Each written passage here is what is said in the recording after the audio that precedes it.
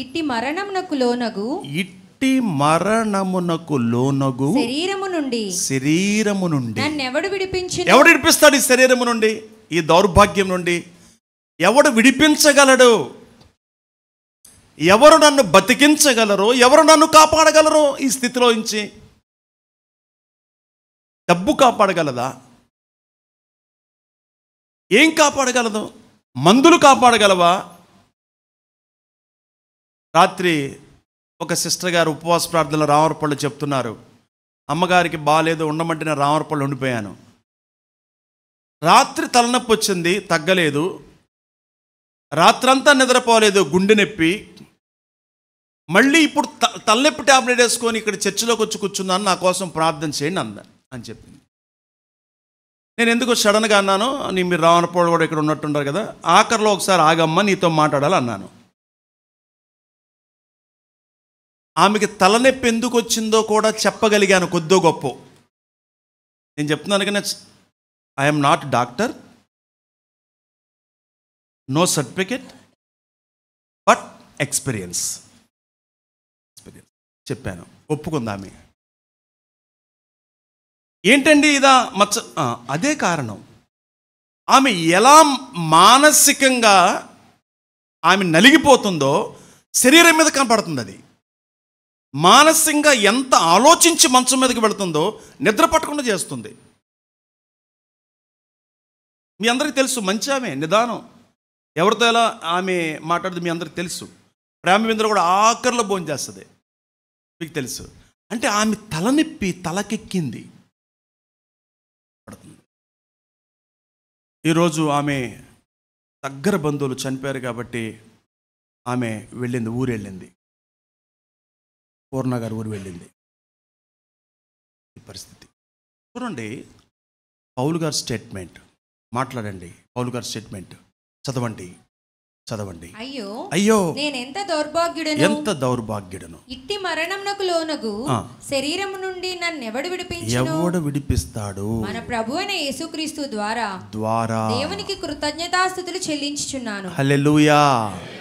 అదండి, అది క్యాచ్ చేయాలి మనం. అది పట్టుకోవాలి, అది పట్టుకోవాలి. దేవుడిని పట్టుకొని ఆ యొక్క వాక్యమును, వాగ్దానమును పట్టుకొని ఎవరు విడిపించారో దాన్ని మనం హైలైట్ చేయాలి. ఆటోమేటిక్గా మీరు సువార్త చెప్పేయగలరు. పిలిచి ఆగండి, కరపత్రి తీసుకోండి, బైబిల్ తీసుకోండి, యేసుని నమ్ముకోండి, చర్చికి అంటే లాగి చెంప మీద కొట్టే దినాల్లో మనం ఉన్నాం ఇప్పుడు.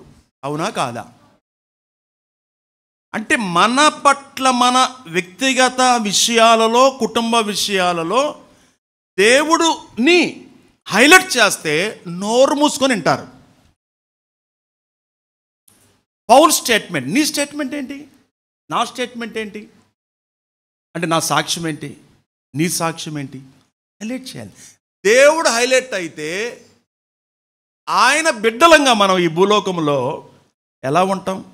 ఒకసారి ఆ కోణంలో మీరు ఆలోచించండి, ఊహించుకోండి. ఇంకా దేవుడు, అది సంఘమైనా, అది కుటుంబమైనా, ఒక వ్యక్తి అయినా, దేవుడు మహిమపరచబడుతూనే ఉంటాడు. అది విషయం. ఇక్కడ చూడండి, కీర్తన గ్రంథము 115వ కీర్తన 1వ వచనం ఇందాక మీకు జ్ఞాపకం చేశాను. మాకు కాదు యెహోవా, మాకు కాదు, మరి ఎవరికే? నీ కృపా సత్యమును బట్టి, అది కృపను బట్టి, నీ నామమునకే మహిమ కలుగును గాక. సత్యమును బట్టి, కృపను బట్టి అనండి అందరూ. సత్యమును బట్టి. నీ నామమునకే ఇక్కడ మహిమ కలుగును గాక. అనుగ్రహము అన్నాడు. అనుగ్రహము అన్న అదే మాట, కృపన్న అదే మాట. సత్యమును బట్టి నీ పేరుకే ఘనత చేకూరాలి అన్నాడు. అంటే చెందవలసింది అంతే. ఇక దశంభాగం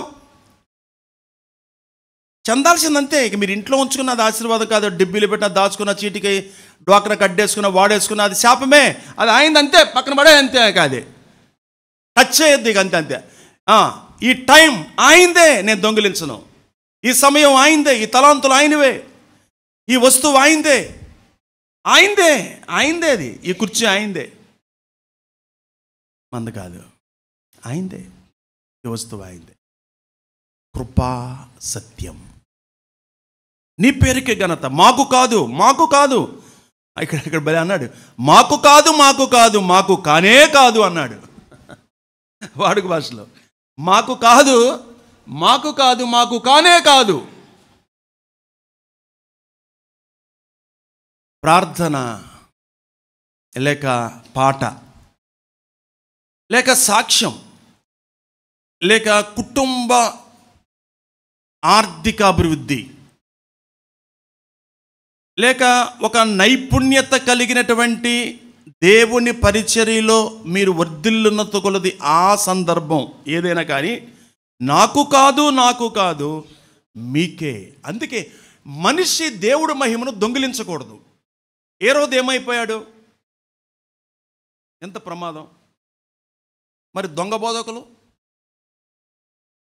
మాకు ఎన్ని వేల మంది వస్తున్నారు, మీరు ఒకసారి వచ్చి చూడండి, సత్యవాక్యాలు అని అనౌన్స్మెంట్స్ పబ్లిసిటీ చేస్తూ వేల రూపాయలు ఖర్చు పెట్టి వాల్ పోస్టర్లు వేస్తూ ఒక్కొక్క బోర్డుకి 12,000 రూపాయలు పెద్ద పెద్ద బోర్డులు వేసి ఆరాధనా టయాలు ప్రకటించాల్సిన పరిస్థితి ఏంటి?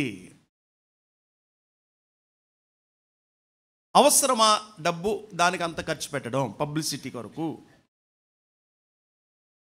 ఆలోచించండి. మరి ఏ రోజు విషయంలో దేవుని మహింపరచబోతే అలా అయిపోతే ఈ దొంగ బోధకులు ఏమైపోతారు? వాళ్ళ పరిస్థితి ఏంటి రేపు పొద్దున? చాలా భయపడాల్సినటువంటి పరిస్థితి. 114వ కీర్తన మొదటి వచనం చదవండి. అక్కడ ఏమన్నాడు చూద్దాం. ఐగుప్తిలో నుండి ఇశ్రాయేలు అన్య భాష గల జనములలో నుండి యాకోబు బయలు వెళ్ళినప్పుడు యూదా ఆయనకు పరిశుద్ధ స్థలమాయెను, ఇశ్రాయేలు ఆయనకు రాజ్యమాయెను. చూసారా, ఈజిప్టు నుండి ఇశ్రాయేల్ ప్రజలు వచ్చినప్పుడు యాకోబు వంశం పరభాష మాట్లాడే జనం దగ్గర నుంచి బయటకు వచ్చినప్పుడు, పరాయి ప్రజల నుండి పైకి వచ్చినప్పుడు, ఇక అన్నీ చూసుకుంటూ ఉంటే 114వ కీర్తన 115 మనం వారికి చదివించాం. అంటే కార్యాలు, పనులు, అంటే దేవుడు జరిగిస్తున్నాడే కార్యాలు, పనులు ఉంటాయే, వీటన్నిటి విషయంలో చదువైనా ఏదైనా, ఒకవేళ ర్యాంక్ వచ్చినా, ప్రమోషన్ వచ్చినా, జీతం పెరిగినా, లేక అబ్బాయి పుట్టినా, కొంతమందికి అమ్మాయి పుడితే అమ్మాయా అబ్బాయా స్వీట్లు పంచు, టపాకాయలు కాల్చు కదా, అలాంటి జనరేషన్. ఈ మధ్య నాకేంటంటే అర్థం కావట్లేదు, మేము మాట్లాడుకోండి, ఎందుకంటే నిద్ర ఎక్కడదు మాకు. మా పక్కనేమో నారాయణ పొద్దున్న 5ంటికి లేపుతాడు అందరినీ, వాళ్ళ అమ్మని మోషన్కో దొడ్లోకో తీసుకెళ్తాడు, అరుస్తాడు, ఆమె కనపడదు. మళ్ళీ మధ్యాహ్నం కాఫీ తెచ్చినప్పుడు అరుస్తాడు. ఇక మాకు గుళ్ళు చాలా ఉన్నాయి. ఎక్కడ ఉన్నామంటే కొన్ని సందర్భాల్లో ఇల్లు మారాలి అనుకున్నాం, కానీ కుదిరే పరిస్థితులు కనపట్ల. నో సౌండ్, విపరీతమైన సౌండ్ పొల్యూషన్, ప్రశాంతత లేని పరిస్థితుల్లో, నిద్రలేమి ఉన్నటువంటి పరిస్థితుల్లో సరే ఆలోచించు. నేను ఎందుకు చెప్పాను ఈ మాట ఇప్పుడు చెప్పండి?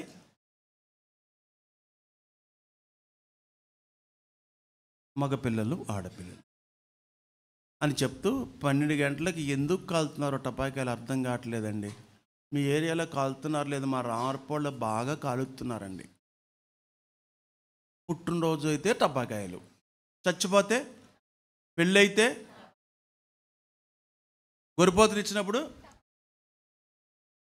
ఆ టపాకాయల బేరం బాగుంది. నిద్ర లేదంటే నిద్ర అస్సలు, ఒక్కోసారి గుండె జల్ జల్ జల్ అంటది. రామలక్ష్మి ఏమండి ఒక్క కోరికండి అంది. బంగారం చేపించమని అడగల, పెళ్లి బంగారం అంతా చర్చికి, ఎనికేపాటు చర్చికి ఎప్పుడో ఇచ్చేసింది. తర్వాత కారు కొనమని ఎప్పుడు అడగలేదు. ఏంటి, ఒక సౌండ్ ప్రూఫ్ రూమ్ నాకు చేయించండి, నేను ప్రశాంతంగా పడుకోవాలి అంది. అంటే సౌండ్ లేని రూమ్ ఒకటి నాకు కావాలి. ఎందుకంటే కోవిడ్ పేషెంట్ కదా, కడుపు లోపల ఏం లేవుగా, పీకేశారుగా మొత్తం. హార్మోన్స్ నో, ఏముండదు, డొక్కు. మరి ఈ డొక్కుకి ఏం కావాలి? నిద్ర కావాలి. అలాంటి దినాలలో మనం, ఇలాంటి పరిస్థితులు, ఒక్కొక్క కుటుంబంలో ఒక్కొక్క పరిస్థితి, ఇవన్నీ మనం వింటున్నాం. మీలో కూడా చాలామంది నిద్రపోవట్లేదని నాకు తెలుసు. మీరు కూడా చాలామంది మీరు అలసిపోతున్నారని నాకు తెలుసు. మీలో కొంత సఫర్ అవుతున్నారని తెలుసు. నేను సఫర్ అవుతున్నాను మీకు తెలుసు. నాకు నిద్ర లేదని మీకు చెప్పాను, అది తెలుసు. ఇవన్నీ సహజం అయినప్పటికీ మహిమ ఆయనకే చెల్లాలి. అంటే ప్రతి దాన్ని బట్టి దేవుణ్ణి ఎక్కడ తగ్గించకుండా, దేవుని అవమానపరచకుండా, ఊరికి ఒక మాట అనేయచ్చుగా, ఏ దేవుడికి తెలియదా, రేపు బైక్కారదని నిలబడాలని తెలియదా, మొదటి మెసేజ్ చేయాలని తెలియదా, రాత్రి నిద్రకుండా చేశాడు అనొచ్చా? అనగలమా? నీకే మహిమ. నిద్ర లేకపోయినా నిలబెడతాను పోరా అంటాడు. నిద్ర లేకపోయినా కళ్ళు తిరగకుండా నుంచోబెడతాను రా పోరా అనగలరా దేవుడు? అనలేడా? నేను రా సృష్టికర్తను అనలా అంటానా? అదే ఎన్ని ఆదివారాలు అలా వచ్చాను నేను ఇక్కడికి. సాక్షులు నా పిల్లలు, నా భార్య. కారుతో వెళ్ళిపోతుంది, పట్టుకో బ్యాలెన్స్. మళ్ళీ ఇక్కడికి రాగాలి శ్రీనివాసరావు గారు, ఇక్కడ కూర్చోగలం. మళ్ళీ మావులే, ఈయన బాగానే మాడావుగా, ఈయన బాగానే ఉన్నాక మాకేం అలా అనిపించదా అని మళ్ళీ వీళ్ళందరూ అంటాం. మళ్ళీ మనకి చదివింపులు. నేను జాలి పడతారేమో, మసాజ్ చేస్తారేమో నేను అనుకుంటా. అవును సార్, నిజమేనండి, ఎన్ని యథార్థాలు చెప్పేది, యథార్థత చెప్పేది. అయినను దేవుడే నా నోటితో ఇప్పటి వరకు ఏ మాట నేను తొందరపడనలేదు. నా ఊహొచ్చిన కానించి దేవుణ్ణి సనిగిన దాఖలాలు లేవు, తనగను కూడా. మా నాన్న చిన్న వయసులో 52 సంవత్సరాల్లో ప్రభు తీసినప్పుడు కూడా, ఏంటయ్యా ఇలా తీసుకున్నావు, బతికించావు కదా, ఇంకో 10 సంవత్సరాలు ఉంచవచ్చు కదా బాధ్యతలు అని కూడా అలా నేను మౌనమైపోయాను అంతే. అర్థమవుతుందా మీకు? ఆయన మనుషులు మనం, ఆయనది అంతా మొత్తం. అసలు మనం అడిగామా ఇంకా మళ్ళీ ఇంకా ఎక్కువ శిక్ష గురైపోవచ్చు. మనం మీరు ఎక్కడ సరగడానికి ఛాన్స్ ఇవ్వద్దు, ప్రశ్నించడానికి ఛాన్స్ ఇవ్వద్దు. ప్రార్థనలో కూడా మీరు ప్రశ్నించొద్దు, ఏంటి ఇలా చేసావని. తప్పు ఇంకా చేస్తున్నట్టు మనం. నా పొరపాటే, నా తప్పిదమే, నా దోషమే. ప్రభువా కనికరించు, నీ జ్ఞానమేమో నడిపించు, నీకు మహిమకరంగా ఉంటా అని చెప్పాల్సిందే. కానీ ఎట్టి పరిస్థితుల్లో మనం అస్సలే, దయచేసి నేను మిమ్మల్ని రిక్వెస్ట్ బ్రతిమలాడుతున్నాను, దేవుడి మీద సనిగే విధానంలో ఎప్పుడు మీరు బతకొద్దు. ఏ పరిస్థితిని కృతజ్ఞతలు చెప్పండి. అర్థమైంది పాయింట్? అర్థమైంది? ఏ పరిస్థితి ఆయనకు వందనాలు చెప్పండి. అలా చెప్పినప్పుడు ఏ తండ్రి జాలిపడమ్మా? ఏ దేవుడు, మన దేవుడు ఆయన ఒక్కడే, ఆ దేవుడు ఎందుకు జాలిపడడు? జాలిపడడా? తండ్రి మనస్సు. చూడండి, ఈ రోమాపత్రిక ఇందాక మనం 7వ అధ్యాయం చదువుకున్నాం కదండి. 18వ వచనం చదవండి. 18వ వచనం. నా యందు అనగా నా శరీరమందు మంచిది ఏదియు నివసింపదని నేను ఎరుగుదును. నాకు తెలుసు మంచిదేది, నేను మంచోడు కాదు. మీరు ఎవరన్నా నేను మంచోడండి అని అనగలరా? అంటే మాకు డౌట్ వస్తుంది. ఇప్పుడు నన్ను అంటారు చాలామంది, యథార్థంగా దేవుని సందులో చెప్తున్నాను, ఆయన వింటున్నాడు. చాలామంది నన్ను మీరు మంచోళ్ళండి, మీరు చాలా సహాయం చేస్తున్నారండి, మీ మనసు మంచిదని అంటారు. ఆయన నా లోపల నేను అలా తెలుసా, లేదా ఇలా అబద్ధం చెబుతుంది అంటే అబద్ధం కాదులే కానీ వీళ్ళు పాప అమాయకుల్లాగా ఉన్నారు, అంత మంచి ఏం చేయట్లేదు, నాలో కూడా స్వార్థం ఉంది, అంత మంచి ఏం చేయట్లేదు, వాళ్ళు ఎవరో చేయమన్నారు కాబట్టి చేస్తున్నాను, అంత మంచి ఏం కాదు అని నేను అనుకుంటూ ఉంటాను. కాదులేమ్మా అలా కాదు ఇంకా ప్రభు ఇంకా అలా ఇంకోళ్ళు ఎవరు వస్తారు, అమ్మ మాకు ఇవ్వలేదండి, వాళ్ళకి ఇచ్చారంటే, అమ్మ తప్పకుండా మీకు ఇస్తామమ్మా, దేవుడు ఇస్తే నీ పేరు ఇచ్చేసాను కదా, నాకు ఎంత హుషారు అంటే నా పేరు వెళ్ళిపోయిందంట, గవర్నమెంట్కి పేరు వెళ్ళిపోద్ది అంటారే ఫైల్లోకి. అలా అమ్మ నా పేరు ఇచ్చేసారు అన్నట్లుగా. ఒక ఆమె కారు దగ్గర తగిలికుంది, అక్కడ మళ్ళీ తగిలికున్న, అయ్యా నన్ను మర్చిపో మాకు, అయ్యా నువ్వంటే నాకు బాగా నమ్మకం అయ్యా అంటుంది మళ్ళీ. సరే నేను అన్నాను, రేపు ఆదివారం కలుసుకుందారా అమ్మ అన్నాను.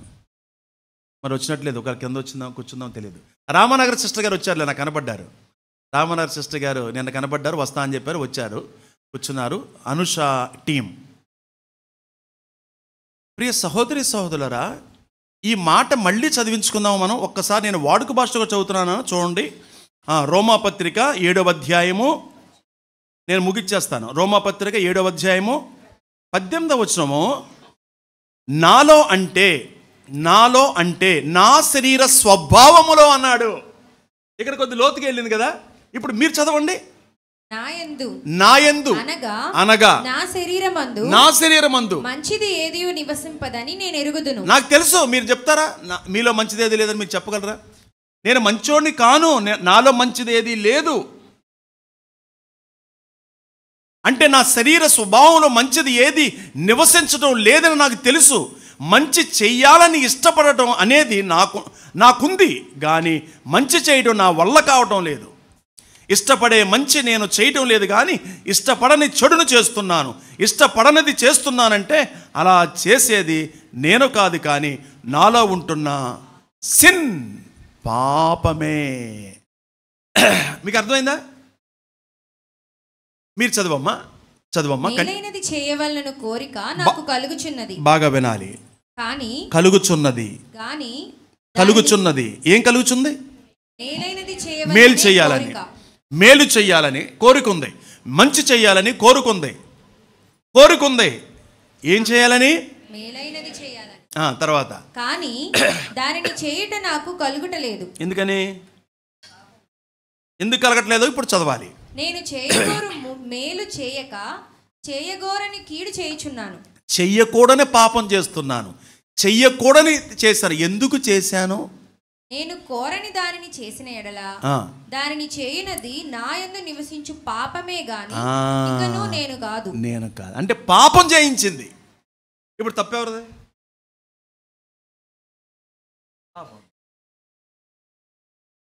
మరి ఆ పాపాన్ని చంపేద్దామా? చంపేమని చెప్పాడుగా. పాపాన్ని కాల్చేద్దామా? గొయ్యి తీసి పాతి పెట్టేద్దామా? అప్పుడు మంచి చేస్తా ఉంటాం మనం. పాపం ఉన్నంతకాలం ఎవరు కూడా మంచి చెయ్య బుద్ధి కాదు.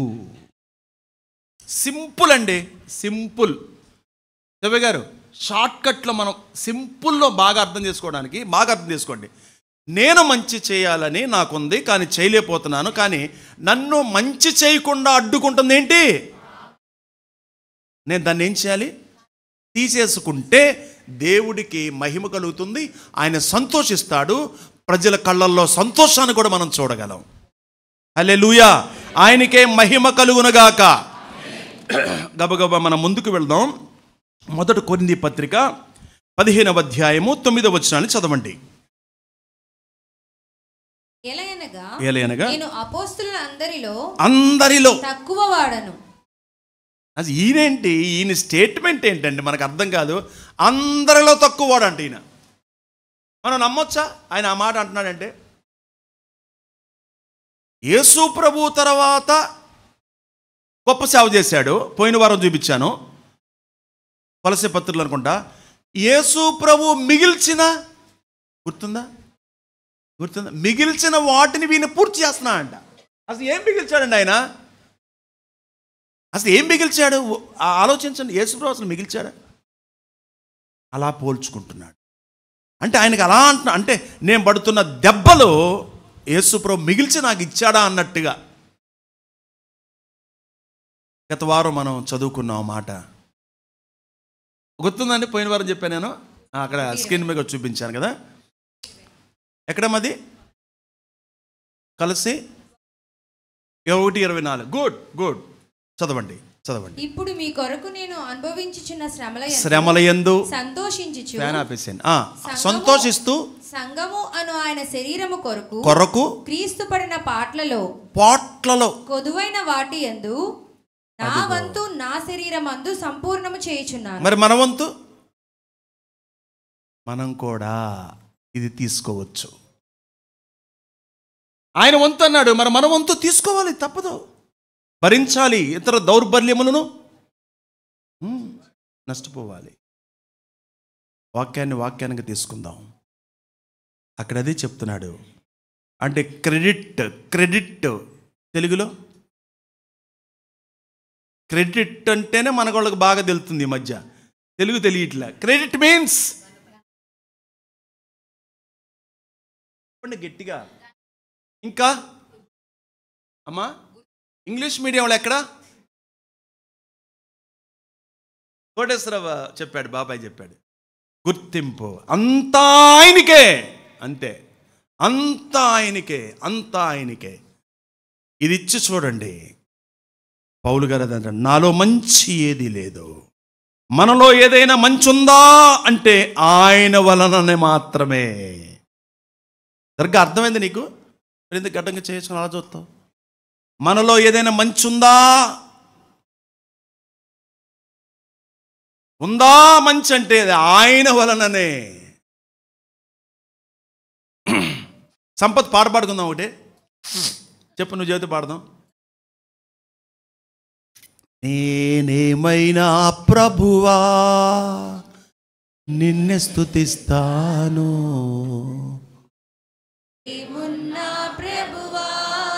నాలో ఏ మంచి లేదు నాయనా, నేనేమై ఉన్నాను,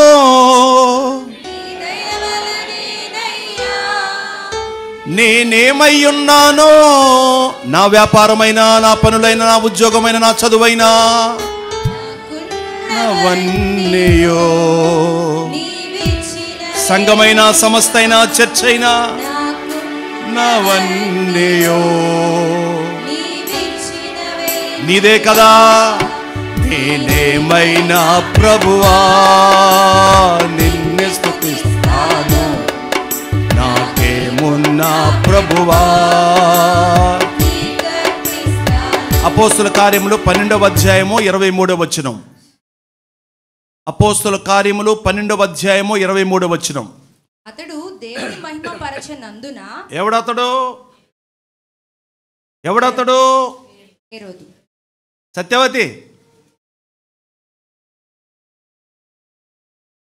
అరమాదేవక నీ వెనకాల స్తంభం వెనకాల ఎవరో తలదించుకుంది అక్కడ, తలపైకెత్తు. మనం పెద్దమ్మా, చిన్నమ్మా, పెద్దమ్మా ఇక్కడ చూడు, ఇక్కడ చూడు, తలదించు మాకు అందరు ఇక్కడ చూడండి, చదువమ్మా. అతడు దేవుని మహిమ పరచనందున, దేవుణ్ణి మహిమ పరచనందున వెంటనే ప్రభువు దూత అతని మొత్తెను కనుక. ఇది కొత్త నిబంధన జరిగిందా పాత నిబంధన?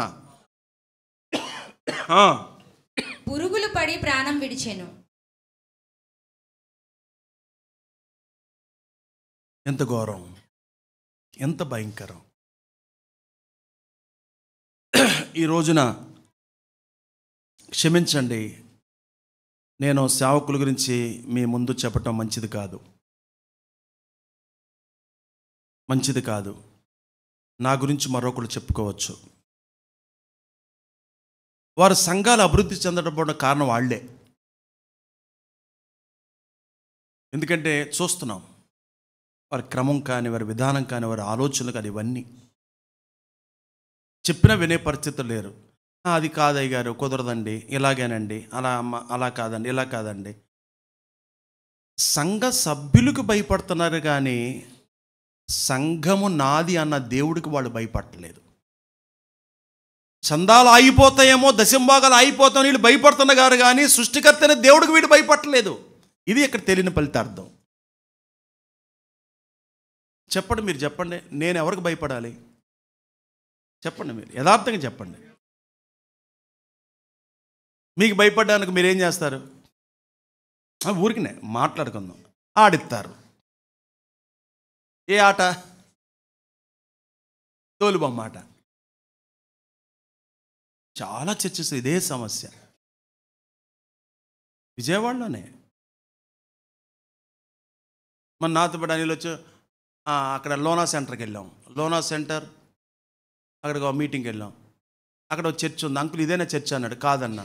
ఏంటంటే ఇది ఎలక్షన్ అంటున్నారు ఏంటి అన్నాడు. ఎలక్షన్లో పెట్టుకున్నారు అక్కడ. సంఘ పెద్దలకి ఎలక్షన్లో, సెక్రటరీకి ఎలక్షన్లో, బోర్డు పెద్ద బ్యానర్లో. మళ్ళీ విశ్వాసాంధ్ర వచ్చేవాళ్ళందరూ ఇప్పుడు అమ్మ ఆయన కోటే అని పంచాయతీలు అడుగుతారు రోడ్డు అంటే అలా బ్యానర్లు కట్టేశారు అన్నీ. సిఎస్ఏ చర్చిలో కూడా ఎలక్షన్లు ఉన్నాయి. ఎలక్షన్స్ చూడండి, కరెక్టే, ఫస్ట్ ఆర్సీఎంఏ వాళ్ళే మనకు ఒక రకంగా పెద్ద అని చెప్పొచ్చు ప్రపంచంలో, ఆస్తుల పరంగా కానీ, బిషప్పులుగా వాల్యూ గవర్నమెంట్తో కానీ లేక మినిస్టర్తో వాళ్ళే కరెక్టే. కానీ ఇక్కడ మార్టిన్ లూథరేగా, ఆయన ద్వారా ఎందుకు మనం ప్రొటెస్టెంట్లుగా అయ్యామో అదంతా ముందు చాలాసార్లు మీరు విన్నారు. అంటే ఇది మన చేతిలోకి వచ్చింది అందుకే, మార్టిన్ లూథర్ గారి ద్వారా.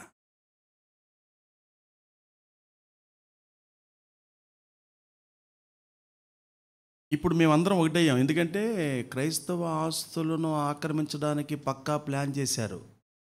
అందుకే అందరం బిషప్పులతో పాటు నన్ను కూర్చోబెట్టారు. వాళ్ళదే కబ్జా చేస్తే మళ్ళాంటి పరిస్థితి. అందుకే మేము చెప్పాం, మేము ఉండం అందరం అని చెప్పాము. మేము ఉండం, అందరం మీ పక్షాన ఉంటాం, మీరు మాకు పెద్దలు. ఎంత మీటింగ్, ఇప్పుడు గ్లోబల్ డే ప్రేయర్ పెట్టుకున్నాం గుణదల్లో, ఎంత పెద్ద స్థలం. గ్లోబల్ డే ప్రేయర్కి ఫ్రీ, లేకపోతే 25,000 అక్కడ రెంట్. మొన్న చర్చిలో కూడా అనౌన్స్మెంట్ చేశారు, శివయ్య గారు మీరు వినే ఉంటారు. గ్లోబల్ డే ప్రేయర్ ఇక్కడ జరుగుతుంది. మూలప్రసాద్ గారు, మూలప్రసాద్ గారు, వాళ్ళ సిద్ధాంతాలు వేరు కావచ్చు, మనకు అనవసరం. కానీ ప్రభునందు సహోదరులు వాళ్ళందరూ కూడా వాళ్ళ క్రమం మనమే పాటించాం. కానీ కలిసి ఒక మానవుడిగా, ఒక సహోదరుడిగా, ఒక బిషప్గా, ఒక రెవరెంట్గా, ఒక పాస్టర్గా, ఒక బ్రదర్గా కలిసి సమాధానం. మీరు చూశారు కదా, అన్ని చోట్లకి మీరు వచ్చారు, శివయ్య గారు అన్ని చోట్లకి చూశారుగా. అది ఎవరు డినామినేషన్ వాళ్ళదే, కానీ సహోదరులు ఐక్యత కలిగి నివసించడం ఎంత మేలని దేవుడు వ్రాయించాడు. తర్వాత ఆత్మ కలిగించు ఐక్యతను కాపాడుకునే విషయంలో శ్రద్ధ ఉండాల్సింది మీకు అని రాయించాడు ఎఫెసీ పత్రిక 4వ అధ్యాయంలో. ఆ శ్రద్ధను నేను ఉంచుకోవాలి, ఆ శ్రద్ధను నేను కాపాడుకోవాలి. ఆత్మ కలిగించే ఐక్యత అంటే అది ఎంత బాగుందండి. మనుషులు కలిగించే ఐక్యత కాదు, ఆత్మ కలిగించే ఐక్యత. ఇక్కడ చూడండి, అతని విషయంలో, హేరోదు విషయంలో ఏమైపోయాడో చూడండి.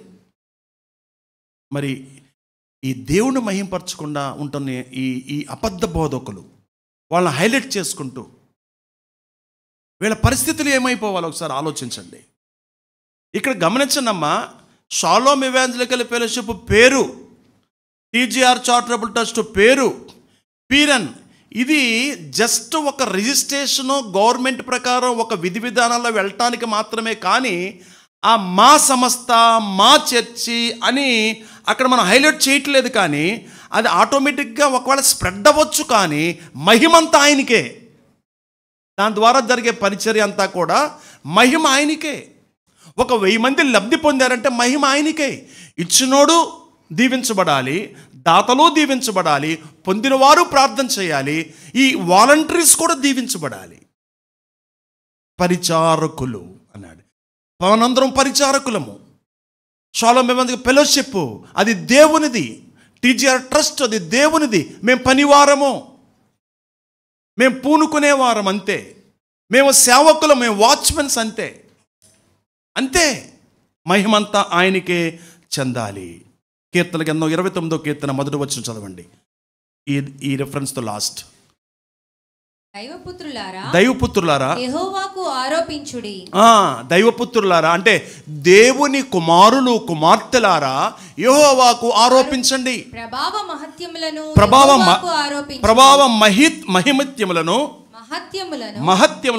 యెహోవాకు ఆరోపించుడి. 48:1 మన దేవుని పట్టణమందు ఆయన పరిశుద్ధ పర్వతమందు యెహోవా గొప్పవాడు బహు కీర్తనీయుడనై ఉన్నాడు. అంటే ఆయనకి మించిన వాడు ఇంకెవడు లేడు, మనకి ఆయనకి మించిన వాడు లేడు అని మీరు విశ్వసించండి, నమ్మండి, గూడు కట్టుకోవాలంతే. ఇక అదే మిమ్మల్ని తలెత్తుకునేలాగా నడిపించేస్తుంది ముందుకి. హల్లెలూయా. యోహాను సువార్త 12:27, యోహాను సువార్త 12:27, తర్వాత 16-14 కూడా చదవండి. యోహాను సువార్త 12:27. ఇప్పుడు నా ప్రాణము కలవరపడుచున్నది, ఎందుకు? నేనేమందును? తండ్రి, ఈ గడియ తటస్థింపకుండా నన్ను తప్పించుము. అయినను ఇందుకోసరమే నేను ఈ గడియకు వచ్చి తిని, తండ్రి నీ నామం మహిమపరచమని చెప్పాను. దేవుడికి మహిమ, అది ఆయన చెప్తాను. నేను దాన్ని మహిమపరచితి. అది ఆయన ఏమంటాను తెలుసా? అయ్యా ఏంటి శ్రమ నాకు, మానవుడిగా మాట్లాడదా, ఈ బాధ తప్పదా నాకు? అయినా నువ్వు పంపించావుగా నీ మహిమ కొరకే, అలా జరగాలి కదా అంటున్నాడండి దేవుడు కుమారుడు. నన్ను పంపించావు నీ మహిమ కొరకే కదా అంటాడు. ఆ 16-14 చదువమ్మా. ఆయన నా వాటిలోనివి తీసుకొని మీకు తెలియజేయును కనుక నన్ను మహిమపరచును. తండ్రికి కలిగినవన్నీ నావి, అందుచేత ఆయన నా వాటిలోనివి తీసుకొని మీకు తెలియజేయనని నేను చెప్పితిని. పరిశుద్ధాత్మ, ఆత్మ దేవుడు, అంతేకాకుండా సంఘమంతా, మనమంతా. సంఘం అనగానే ఒక్క మాటలో చెప్పండి, సంఘం అంటే ఆయన శరీరము. సంఘం ఆయన శిరస్సు, ఆయన బాడీ అంత సంఘము. అంటే ఈ కింద ఉన్న అవయవాలమైన మనము పనిచేస్తున్నాం. Head of the department, head of the department, man of God. Understood? Head of the department, man of God. మన తలకై, మన శిరస్సు, మన యజమాని, మన పోషకుడు, మన ఆపదలు మొక్కువాడు, అన్నీ ఆయనే. హల్లెలూయా. తలలు వంచుదాం.